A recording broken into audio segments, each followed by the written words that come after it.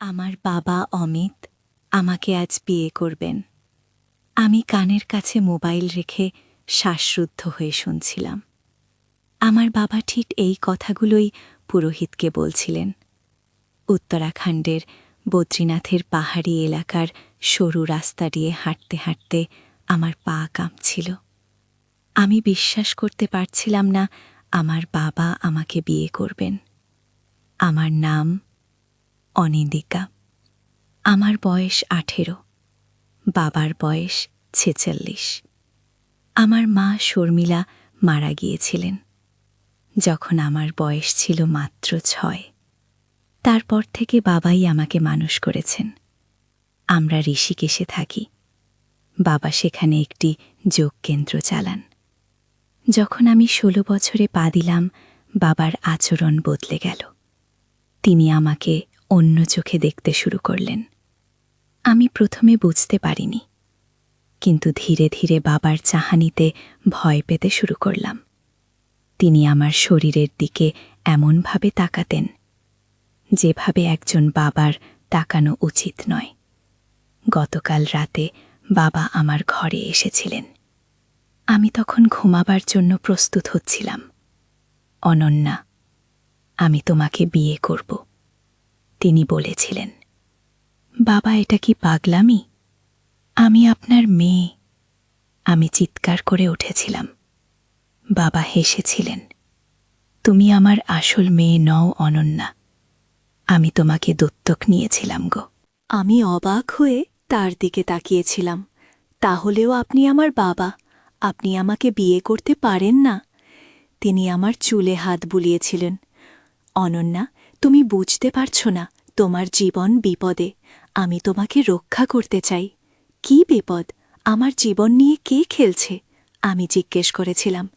এটা এখানে ব্যাখ্যা করা যাবে না। বাবা বলেছিলেন, আমি কাল তোমাকে বদ্রীনাথে নিয়ে যাব, সেখানে আমরা বিয়ে করব, তারপর আমি সব ব্যাখ্যা করব। আমি পুরো রাত ঘুমাতে পারিনি। সকালে যখন বাবা আমাকে গাড়িতে তুলে বদ্রীনাথের দিকে নিয়ে যাচ্ছিলেন, আমি ফোন করেছিলাম আমার বান্ধবী রিয়াকে। আমি তাকে সব বলেছিলাম। অনিন্দিতা, তুমি পাগল হয়ে গেছো নাকি? এটা অবৈধ, এটা অস্বাভাবিক, রিয়া বলেছিল। আমি জানি, আমি বলেছিলাম, কিন্তু বাবা বলছেন আমার জীবন বিপদে আছে। কিও, বাবার কথা বিশ্বাস করছো? সে পাগল হয়ে গেছে রিয়া। বলেছিল তুমি পুলিশে খবর দাও, কিন্তু আমি পারিনি। এটা আমার বাবার বিষয়। আমি তাকে বিশ্বাস করতে চেয়েছিলাম। হয়তো তার কোনো ভালো কারণ ছিল। যখন আমরা বদ্রীনাথে পৌঁছেছিলাম, বাবা আমাকে একটি ছোট মন্দিরে নিয়ে গিয়েছিলেন। আমি দরজার বাইরে দাঁড়িয়ে শুনছিলাম যখন তিনি পুরোহিতের সাথে কথা বলছিলেন। আমি যখন শুনলাম যে বাবা আমাকে বিয়ে করতে যাচ্ছেন, আমি মোবাইল ফোন ড্রপ করে দিলাম। নিজের কান বিশ্বাস করতে পারছিলাম না। এরপর আমি দ্রুত সেখান থেকে সরে গেলাম। আমি জানতাম আমাকে পালাতে হবে। আমি পাহাড়ের পথ ধরে দৌড়াতে লাগলাম, না জেনে কোন দিকে যাচ্ছি। আমি একটা হোটেলে ঢুকলাম। সৌভাগ্যবশত আমার কাছে কিছু টাকা ছিল। আমি একটা ঘর ভাড়া নিলাম 1 রাতের জন্য। রাতে আমার ফোন বাজল। বাবা, দ্বিধাগ্রস্ত হয়ে আমি ফোন ধরলাম। অনিন্দিতা, কোথায় তুমি? তিনি জিজ্ঞেস করলেন। তার গলায় উদ্বেগ। আমি বলবো না। আমি বললাম, বাবা, আপনি পাগল হয়ে গেছেন। আপনি আমাকে বিয়ে করতে পারেন নাকি? অনিন্দিতা, শোনো, তিনি বললেন, এটা সেরকম নয়। আমি তোমাকে বিয়ে করছি না, আমি তোমাকে রক্ষা করছি। কিভাবে? আমি জিজ্ঞেস করলাম। তোমার বায়োলজিক্যাল বাবা গো। তিনি থামলেন। সে এখন ভারতে, সে তোমাকে খুঁজছে গো। আমি চুপ হয়ে গেলাম। আমার আসল বাবা সে কে? সে একজন বড় অপরাধী। বাবা বললেন, সে মানুষ পাচার করে। আমি যখন তোমাকে পেয়েছিলাম তখন তুমি মাত্র 2 বছরের শিশু। তোমার মা তোমাকে আমার কাছে রেখে গিয়েছিল, যাতে তোমার বাবা তোমাকে খুঁজে না পায়। ও, আমার মা শর্মিলা? আমার মা ছিলেন না? আমি জিজ্ঞেস করলাম। না, বাবা বললেন, শর্মিলা আমার স্ত্রী ছিলেন। আমরা তোমাকে দত্তক নিয়েছিলাম। আমরা তোমাকে ভালোবাসতাম অনিন্দিতা। গো, আমি কাঁদতে শুরু করলাম। তাহলে আপনি আমাকে কেন বিয়ে করতে চাইছেন? আমি তোমাকে বিয়ে করছি না, বাবা বললেন। আমি পুরোহিতকে বলছিলাম, আমার মেয়ে অনিম আশীর্বাদ সেজে। তুমি যদি পুরো কথা শুনতে তাহলে বুঝতে পারতে। আমি তোমার মামাকে একটি ছদ্মবেশে রাখতে চাইছিলাম, যাতে তোমার বায়োলজিক্যাল বাবা তোমাকে খুঁজে না পায়। আমি বিশ্বাস করতে পারছিলাম না যা শুনছিলাম। কিন্তু আপনি বলেছিলেন আপনি আমাকে বিয়ে করবেন। কে? না, অনিন্দিতা, বাবা বললেন। আমি বলেছিলাম অনন্যা। আমি তোমাকে বিয়ের অনুষ্ঠানে নিয়ে যাব। অনন্যা হলো তোমার আসল নাম। আমি তোমার নাম পরিবর্তন করেছিলাম তোমাকে রক্ষা করার জন্য। আমি বিভ্রান্ত হয়ে গিয়েছিলাম। আমার আসল নাম অনন্যা। আমার বায়োলজিক্যাল বাবাকে কেন? সে আমাকে খুঁজছে। আমি সব ব্যাখ্যা করব, বাবা বললেন। কিন্তু তোমাকে আমার কাছে আসতে হবে। তুমি একা বদ্রীনাথের বিপদে আছো। আমি দ্বিধাগ্রস্ত ছিলাম। আমি কি বাবাকে বিশ্বাস করব নাকি এটা একটা ফাঁদ? আমি ভাবছি। আমি বললাম, আমি আপনাকে পরে ফোন করব গো। আমি ফোন রেখে দিলাম এবং বিছানায় শুয়ে পড়লাম। আমার মাথা ঘুরছিল। আমার জীবন এত জটিল ছিল আর আমি জানতামই না। পরের দিন সকালে আমি হোটেল থেকে বের হয়ে গেলাম। আমি বাজারে ঘুরে বেড়াচ্ছিলাম, ভাবছিলাম কি করব। হঠাৎ আমি একটি চেহারা দেখলাম যা আমার পরিচিত মনে হল। একজন লোক প্রায় 50 বছর বয়সী, কালো চশমা পরা, আমার দিকে তাকাচ্ছিল। যখন সে দেখল আমি তাকে দেখেছি, সে তার চোখ সরিয়ে নিল এবং ভিড়ের মধ্যে হারিয়ে গেল। আমি ভীত হয়ে গেলাম। আমি কি আমার বায়োলজিক্যাল বাবাকে দেখেছি? আমি কি বিপদে আছি? আমি আবার বাবাকে ফোন করলাম।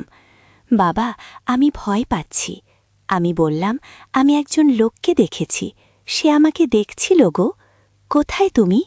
বাবা জিজ্ঞেস করলেন। আমি তোমাকে নিতে আসব। আমি তাকে হোটেলের ঠিকানা দিলাম। আধা ঘন্টা পরে দরজায় নো।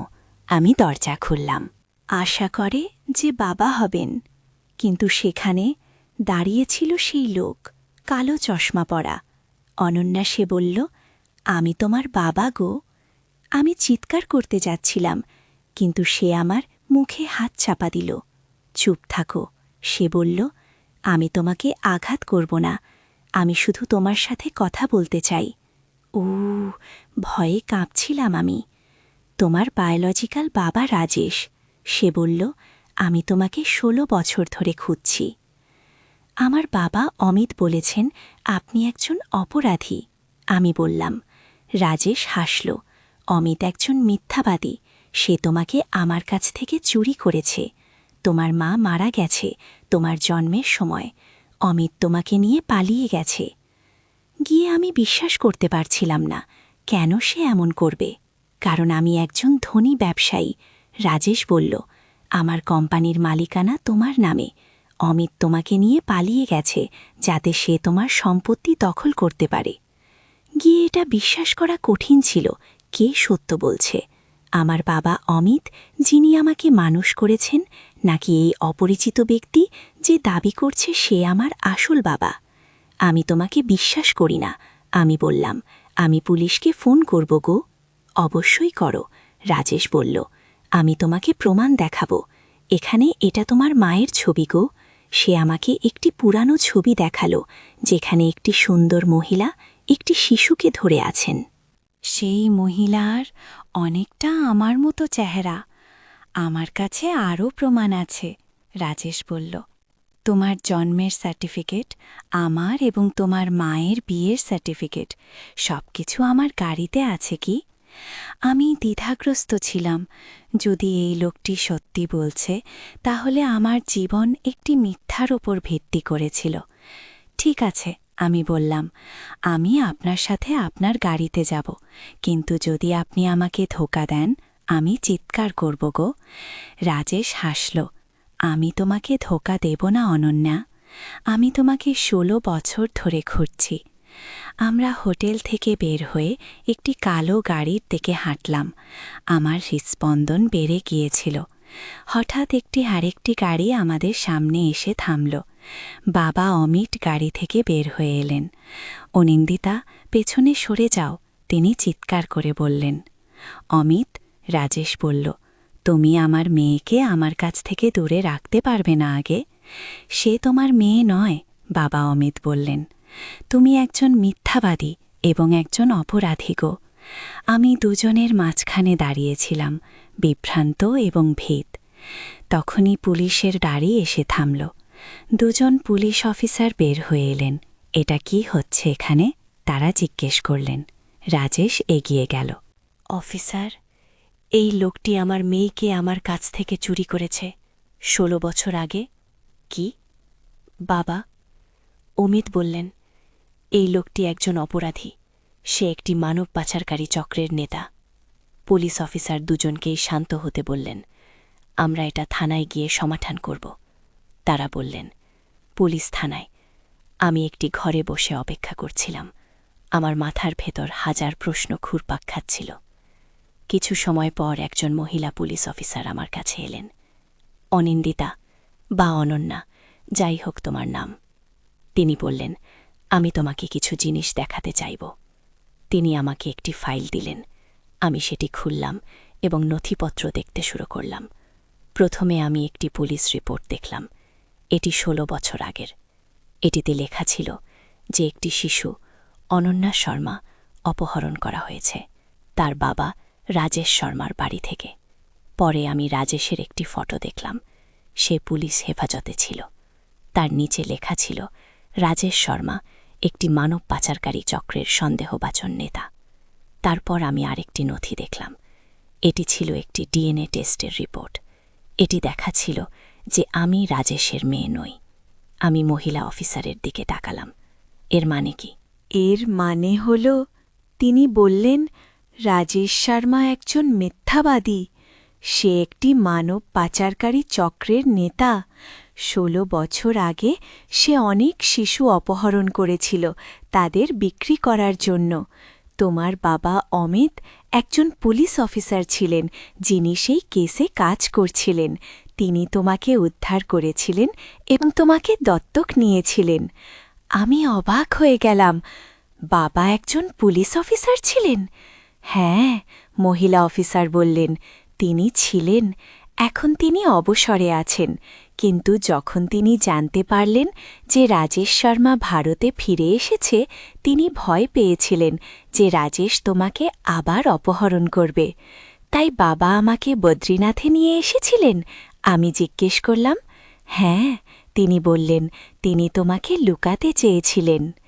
তিনি জানতেন যে রাজেশ শিশিকে তোমাকে খুঁজছে, কিন্তু তিনি বলেছিলেন তিনি আমাকে বিয়ে করবেন। কে? আমি বললাম। মহিলা অফিসার হাসলেন। না, তিনি বলেছিলেন তিনি তোমাকে বিয়ের অনুষ্ঠানে নিয়ে যাবেন। তিনি তোমাকে একটি ছদ্মবেশে রাখতে চেয়েছিলেন। তিনি যোগাযোগ করেছিলেন পুলিশের সাথে এবং আমরা একটি প্ল্যান তৈরি করেছিলাম রাজেশকে ধরার জন্য। আমি হতবাক হয়ে গেলাম। তাহলে আমার আসল পরিবার কে? আমরা জানি না, মহিলা অফিসার বললেন। তুমি ছিলে অনেক শিশুদের একজন, যাদের রাজেশ অপহরণ করেছিল। আমরা তোমার আসল পরিবারকে খুঁজে পাইনি, তাই অমিত তোমাকে দত্তক নিয়েছিলেন। আমি কাঁদতে শুরু করলাম। আমার জীবন আবার উল্টে গেছে, আবার একবার। আমি বাবাকে দেখতে চাই, আমি বললাম। মহিলা অফিসার আমাকে আরেকটি ঘরে নিয়ে গেলেন, যেখানে বাবা অমিত বসেছিলেন। বাবা, আমি বলে উঠলাম এবং তার দিকে ছুটে গেলাম। তিনি আমাকে জড়িয়ে ধরলেন। আমি খুব ভয় পেয়ে গিয়েছিলাম তোমার জন্য। তিনি বললেন, আমি ভেবেছিলাম রাজেশ তোমাকে নিয়ে চলে গেছে। গিয়ে, আমি দুঃখিত বাবা, আমি বললাম, আমি আপনাকে ভুল বুঝেছিলাম। কোনো সমস্যা নেই, তিনি বললেন, এটা আমার দোষ, আমি তোমাকে সত্য বলিনি। কি, এখন কি হবে? আমি জিজ্ঞেস করলাম। রাজেশকে গ্রেফতার করা হয়েছে, বাবা বললেন, কিন্তু আমরা এখনও নিরাপদ নয়। তার দলের অন্যান্য সদস্যরা এখনও আছে। আমাদের ঋষিকেশ ছেড়ে যেতে হবে। কোথায় যাব আমরা? আমি জিজ্ঞেস করলাম। কেরালা বাবা বললেন, আমার একজন বন্ধু সেখানে থাকেন। আমরা তার বাড়িতে থাকতে পারব যতদিন না পুলিশ রাজেশের পুরো দলকে ধরে। কি পরের দিন আমরা কেরালার উদ্দেশ্যে রওনা দিলাম। আমরা ট্রেন ধরলাম কোচিতে যাওয়ার জন্য। ট্রেনে বাবা আমাকে আরও গল্প বললেন। তিনি আমাকে বললেন কিভাবে তিনি আমাকে উদ্ধার করেছিলেন, কিভাবে তিনি এবং শর্মিলা আমাকে দত্তক নিয়েছিলেন, কিভাবে তারা আমাকে ভালোবাসতেন। আপনি আমাকে কোথায় পেয়েছিলেন? আমি জিজ্ঞেস করলাম। একটি অনাথ আশ্রমে, বাবা বললেন। রাজেশ এবং তার দল শিশুদের চুরি করে অনাথাশ্রমে রাখত, তারপর তাদের বিদেশে বিক্রি করত। আমি তোমাকে সেখান থেকে উদ্ধার করেছিলাম। তুমি তখন মাত্র 2 বছরের গো। আমার আসল পরিবার সম্পর্কে আপনি কিছু জানেন? আমি জিজ্ঞেস করলাম। বাবা মাথা নাড়লেন। না, দুঃখিত, অনাথাশ্রমে তোমার সম্পর্কে কোনো তথ্য ছিল না। আমরা চেষ্টা করেছিলাম খুঁজে বের করতে, কিন্তু পারিনি। গিয়ে আমি দীর্ঘশ্বাস ফেললাম। আমার আসল পরিবার সম্পর্কে না জানা খুব কষ্টকর ছিল, কিন্তু আমি জানতাম যে বাবা অমিত আমার আসল বাবা, যে নামেই আমি তাকে ডাকি না কেন। কোচিতে পৌঁছানোর পর আমরা একটি ট্যাক্সি নিলাম বাবার বন্ধুর বাড়ি যাওয়ার জন্য। তিনি থাকতেন বাগপরে, কোচি থেকে প্রায় আধা ঘন্টার দূরত্বে। বাবার বন্ধুর নাম ছিল প্রদীপ। তিনি একজন শিক্ষক ছিলেন। তিনি একটি সুন্দর বাড়িতে থাকতেন, যার সামনে একটি বাগান ছিল। অমিত, কতদিন পর দেখা, প্রদীপ বললেন যখন আমরা পৌঁছালাম। এবং এই হচ্ছে অনিন্দিতা, সে কত বড় হয়ে গেছে। আমরা প্রদীপের বাড়িতে বসলাম। তিনি আমাদের চা এবং খাবার দিলেন। তো কি হয়েছে প্রদীপ? জিজ্ঞেস করলেন। তুমি ফোনে বলেছিলে যে তোমরা বিপদে আছো। গো বাবা তাকে সব বললেন। প্রদীপ মন দিয়ে শুনলেন। চিন্তা করো, প্রদীপ বললেন, তোমরা এখানে নিরাপদে আছো, কেউ তোমাদের এখানে খুঁজে পাবে না। আগে আমি আশ্বস্ত বোধ করলাম। কেরালা ঋষিকেশ থেকে অনেক দূরে, রাজেশের লোকেরা আমাদের এখানে খুঁজে পাবে না। আমরা প্রদীপের বাড়িতে থাকার ব্যবস্থা করলাম। তিনি আমাদের জন্য 2টি ঘর দিলেন। পরের কয়েকদিন শান্তিতে কাটল। আমি প্রদীপের বাগানে বসে বই পড়তাম বা তার সাথে কেরালার সংস্কৃতি সম্পর্কে কথা বলতাম। একদিন প্রদীপ বললেন, অনিন্দিতা, আমি তোমাকে আমার স্কুলে নিয়ে যেতে চাই। তুমি কি আমার ছাত্রদের সাথে কথা বলতে চাও? আমি রাজি হলাম। পরের দিন আমরা প্রদীপের স্কুলে গেলাম। এটি ছিল একটি ছোট স্কুল, কিন্তু সুন্দর ক্যাম্পাস ছিল। প্রদীপ আমাকে তার ক্লাসে নিয়ে গেলেন। ছাত্ররা আমাকে দেখে উত্তেজিত হয়ে উঠল। তারা আমাকে অনেক প্রশ্ন জিজ্ঞেস করল। আমি তাদের উত্তর দিলাম। এদিয়ে গেলাম শুধু আমার বাবা এবং রাজেশ সম্পর্কিত প্রশ্নগুলো। যখন আমরা স্কুল থেকে ফিরছিলাম, আমি একটি অদ্ভুত অনুভূতি পেলাম। মনে হচ্ছিল কেউ আমাদের অনুসরণ করছে। আমি পেছনে তাকালাম, কিন্তু কাউকে দেখতে পেলাম না। হয়তো এটা আমার কল্পনা, কিন্তু যখন আমরা বাড়িতে পৌঁছালাম, আমি দেখলাম বাবা উদ্বিগ্ন। তিনি ফোনে কথা বলছিলেন। হ্যাঁ অফিসার, তিনি বলছিলেন, আমরা কেরালায় আছি। আপনি কি নিশ্চিত যে রাজেশের লোকেরা এখানে আছে? আমি শীতল হয়ে গেলাম। রাজেশের লোকেরা কেরালায়? তারা কিভাবে জানল আমরা এখানে আছি? বাবা ফোন রেখে আমার দিকে তাকালেন। অনিন্দিতা, আমাদের এখনই চলে যেতে হবে, তিনি বললেন। রাজেশের লোকেরা আমাদের খুঁজে পেয়েছে। কিভাবে? আমি জিজ্ঞেস করলাম। তারা আমার ফোন ট্র্যাক করেছে, বাবা বললেন। আমি এতটা সাবধান ছিলাম না। আগে আমরা দ্রুত আমাদের জিনিসপত্র গুছালাম। প্রদীপ আমাদের সাহায্য করলেন। তোমরা কোথায় যাবে? প্রদীপ জিজ্ঞেস করলেন। আমি জানি না, বাবা বললেন। আমরা হয়তো মুম্বাইতে যাব। আমার সেখানে আরেকজন বন্ধু আছে। গিয়ে আমরা ট্যাক্সি ডাকলাম এবং কোচি স্টেশনের দিকে রওনা দিলাম। আমরা পথে গোকশুলের টিকিট কাটলাম। আমি জানতাম না কেন বাবা মুম্বাইয়ের পরিবর্তে গোকশুল বেছে নিলেন, কিন্তু আমি প্রশ্ন করলাম না। ট্রেনে বাবা আমাকে ব্যাখ্যা করলেন। আমাদের মুম্বাই যাওয়ার কথা বলেছি প্রদীপকে, যাতে যদি রাজেশের লোকেরা জিজ্ঞেস করে সে তাদের ভুল দিকে পাঠাতে পারে। আমরা আসলে গোকশুলে যাচ্ছি। গোরক্ষুল? আমি জিজ্ঞেস করলাম, সেটা কোথায়? উত্তর পূর্ব ভারতে, বাবা বললেন, মণিপুরে। এটি একটি সীমান্ত শহর। আমার মনে হয় আমরা সেখানে নিরাপদে থাকতে পারব। ট্রেন যাত্রা দীর্ঘ ছিল। আমরা গুয়াহাটি পর্যন্ত ট্রেনে গেলাম। তারপর একটি বাস নিলাম ঘুখরুলের দিকে। এটা ছিল একটি কঠিন যাত্রা, কিন্তু অবশেষে আমরা পৌঁছালাম। ইকরুল ছিল একটি ছোট পাহাড়ি শহর। এটি সুন্দর ছিল, সবুজ পাহাড় এবং নীল আকাশে ঘেরা। বাবা আমাদের জন্য একটি ছোট হোটেলে ঘর ভাড়া করলেন। আমরা সেখানে থাকার সিদ্ধান্ত নিলাম, যতদিন না পুলিশ রাজেশৈতাংটি সম্পূর্ণরূপে ধরে। একদিন সকালে আমি হোটেলের বারান্দায় বসে চা পান করছিলাম। আমি দেখলাম একজন যুবক আমার দিকে হেঁটে আসছে। তার বয়স হবে প্রায় 20, গায়ের রং ভরসা, চুল কালো। আপনি কি অনিন্দিতা? সে জিজ্ঞেস করল। আমি চমকে উঠলাম। কে এই যুবক? সে কিভাবে আমার নাম জানে? কে আপনি? আমি জিজ্ঞেস করলাম সতর্ক হয়ে। আমার নাম অরুণ, সে বলল। আমি আপনার বাবার বন্ধুর ছেলে, প্রদীপের ছেলে গো। আমি বিশ্বাস করতে পারলাম না। প্রদীপের ছেলে? তিনি তো আমাদের বলেননি যে তার ছেলে আছে।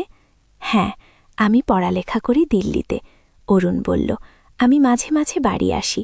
আমার বাবা আমাকে বলেছেন আপনারা এখানে আছেন। তিনি আমাকে বলেছেন আপনাদের খুঁজে বের করতে এবং সাহায্য করতে। গরু। আমি এখনও সন্দেহান ছিলাম। আপনি কিভাবে জানলেন আমরা এখানে আছি? আমরা তো প্রদীপকে বলেছিলাম আমরা মুম্বাইতে যাচ্ছি। অরুণ হাসল। হ্যাঁ, কিন্তু আমার বাবা জানেন। আপনার বাবা একজন পুলিশ অফিসার ছিলেন। তিনি আন্দাজ করেছিলেন যে আপনার অন্য কোথাও যাবেন। তিনি স্টেশনে গিয়ে জেনেছিলেন যে আপনারা উখরুলের টিকিট কিনেছেন। এটা যুক্তিযুক্ত মনে হচ্ছিল, কিন্তু আমি এখনও পুরোপুরি বিশ্বাস করতে পারছিলাম না। আমি আপনার সাথে আমার বাবার কথা বলতে চাই। আমি বললাম, নিশ্চয়ই। অরুণ বলল সে তার ফোন বের করল এবং একটি নম্বর ডায়াল করল।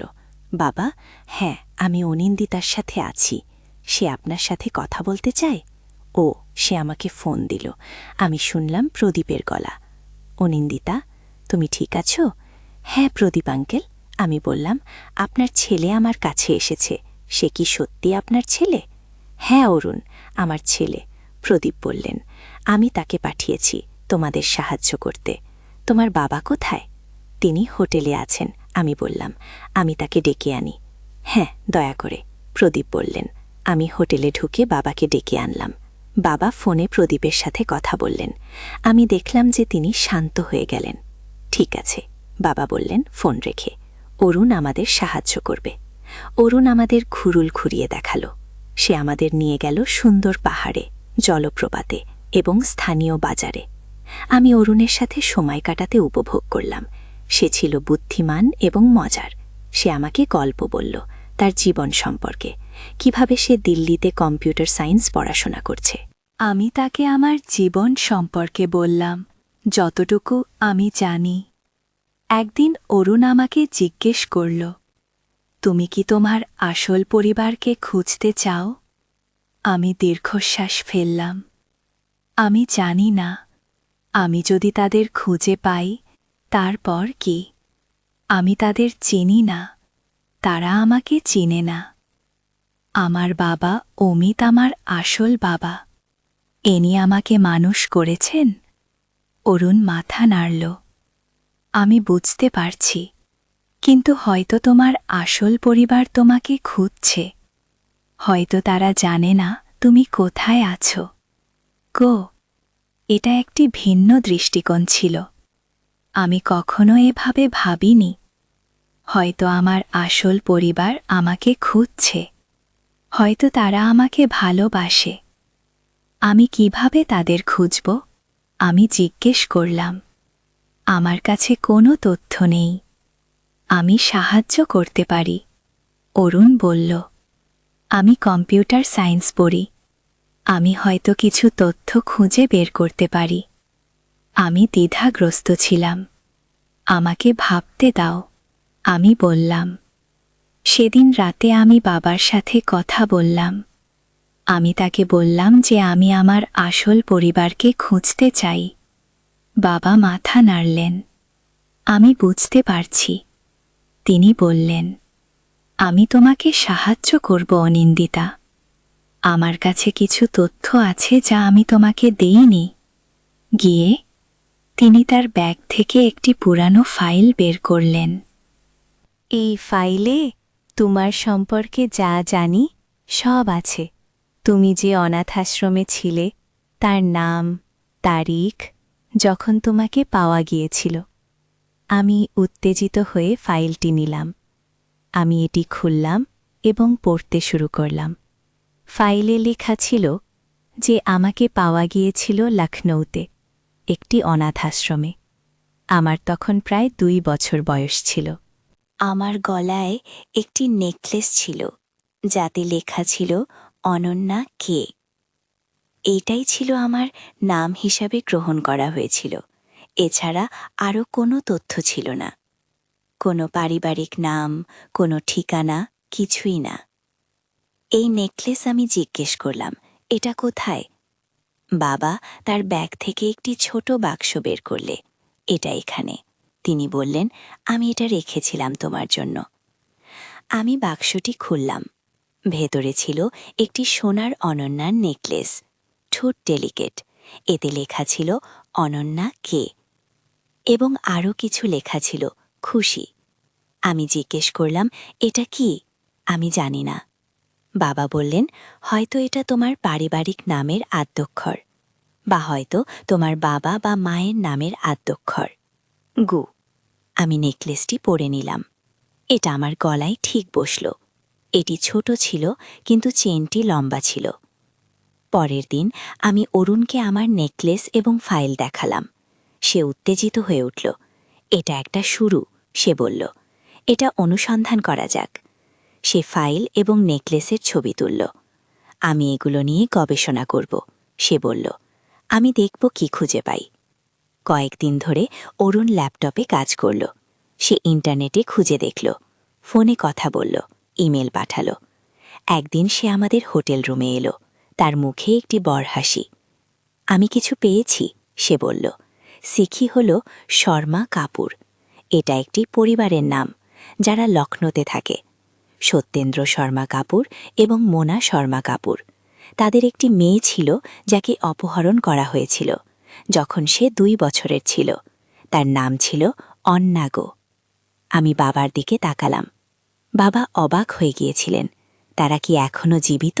বাবা জিজ্ঞেস করলেন। হ্যাঁ, অরুণ বলল, তারা এখনও লখনৌতে থাকেন। তাদের আরও 2টি সন্তান আছে, একটি ছেলে এবং একটি মেয়ে। কিন্তু তারা এখনও তাদের প্রথম মেয়েকে খুঁজছেন। তারা প্রতি বছর অনন্যার জন্মদিনে একটি বিজ্ঞাপন দেন পত্রিকায়। গু। আমি হতবাক হয়ে গেলাম। আমার আসল পরিবার, তারা এখনও আমাকে খুঁজছে। আমরা কি তাদের সাথে যোগাযোগ করতে পারি? আমি জিজ্ঞেস করলাম। আমি ইতিমধ্যেই করেছি, অরুণ বলল। আমি তাদের একটি ইমেল পাঠিয়েছি। তারা আমাকে ফোন করেছেন। তারা খুব উত্তেজিত। তারা আমাদের সাথে দেখা করতে চান। আমি